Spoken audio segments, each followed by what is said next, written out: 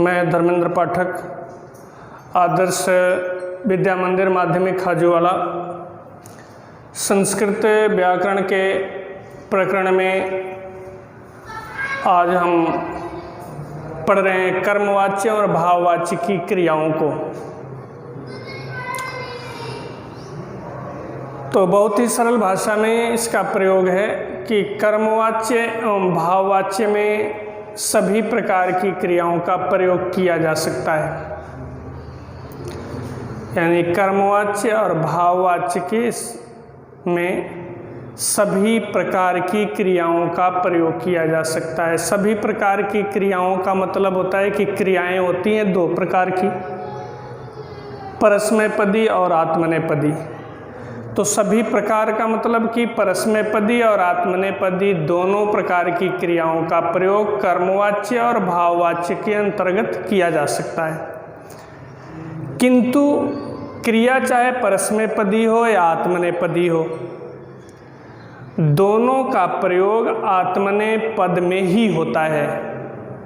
यही एक मुख्य बात है कि क्रिया चाहे परस्मैपदी की हो या आत्मनेपदी की हो, जब उसका प्रयोग हम करते हैं तो क्रिया का प्रयोग आत्मनेपद में ही होता है।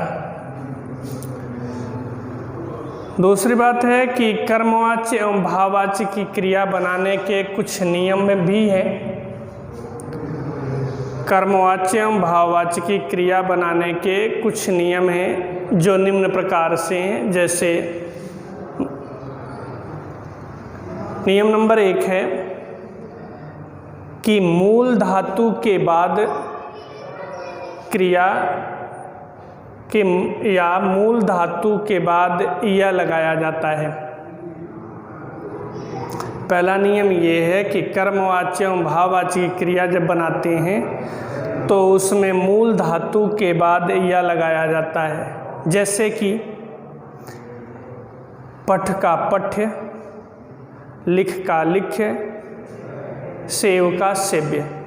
इस प्रकार चाहे वह आत्मनेपदी धातु हो या परस्मैपदी धातु हो, दोनों को आत्मनेपदी में ही बनाते हैं। और जब बनाते हैं तो जैसे परस्मैपदी धातु है पठ, तो उसका भी पठ्य बनता है, और आत्मनेपदी धातु यदि सेव है तो उसका भी सेव्य बनता है। नियम नंबर 2, दोनों प्रकार की धातुओं के रूप आत्मनेपद में ही चलाए जाते हैं। यानी परस्मैपदी और आत्मनेपदी दोनों प्रकार के धातुओं के रूप जो हैं वह आत्मनेपद में ही चलाए जाते हैं। जैसे प्रथम पुरुष तीनों वचन की क्रियाएं मैंने लिखी है। लिखा है पठ धातु, ये परस्मैपदी धातु है पठ। तो सामान्य तरीके से तो होता है पठती पठता पठंती, लेकिन नहीं, जब वाच्य परिवर्तन में इस क्रिया को लेते हैं तो यह परस्मैपदी होते हुए भी ये बनता है पठ्यते, पठयेते, पठयन्ते। ठीक उसी तरीके से अगर आत्मनेपदी धातु सेव ले, वो भी प्रथम पुरुष तीनों वचनों में कुछ इस प्रकार बनता है सेव्यते, सेव्येते, सेव्यन्ते। ये आत्मनेपदी धातु है।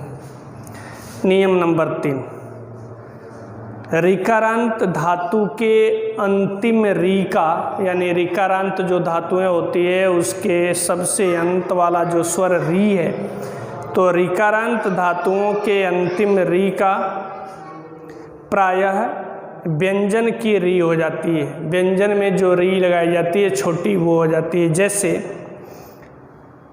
कै में स्वर लगाया हुआ है री, क्री, जिसको जब हम आत्मनेपदी बनाते हैं तो वो री का व्यंजन वाले री में परिवर्तित होकर बनता है क्रियते, मृ का म्रियते इत्यादि इस प्रकार।